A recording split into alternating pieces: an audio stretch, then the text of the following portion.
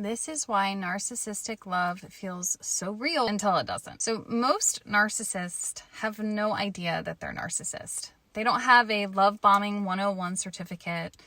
They didn't take advanced future faking in grad school. They're not sitting there really plotting how to destroy you. They've just learned what works. And they do it not for you, but for the mirror. So let's break this down. The term narcissism comes from the Greek myth of Narcissus, the man who stared at his own reflection for so long he fell in love with it and drowned. And that is basically how narcissistic dynamics play out. You are the reflection. Everything they do is not about building with you. It's about how you make them feel about themselves.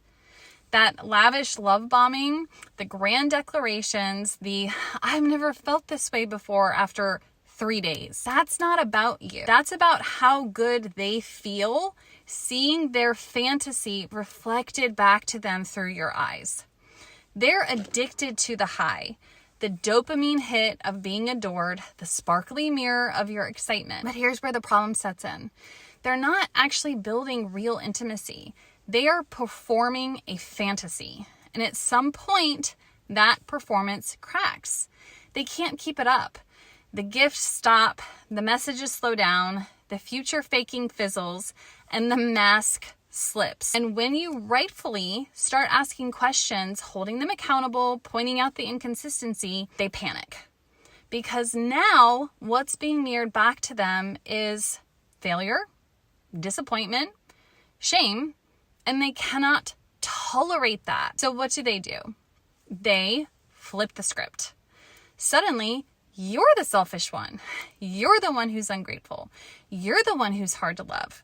Because the mirror stopped showing them what they wanted to see. So now they're reflecting back what they are actually doing. This is why so many women actually fall for narcissists. Because they come in hot. They show up like the masculine energy so many of us have been craving. They say things like, let me take care of you. Let me support you. I've got you.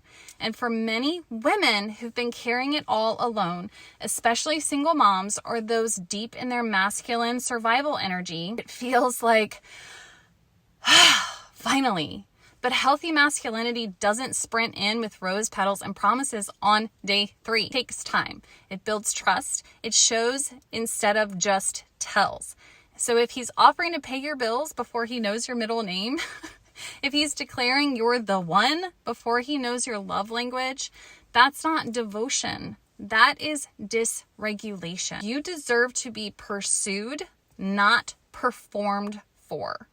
You deserve protection, not possession. And you deserve love, not love bombing. So if you're wondering, was that even real? Here's the truth. The reflection was real, but the mirror was you.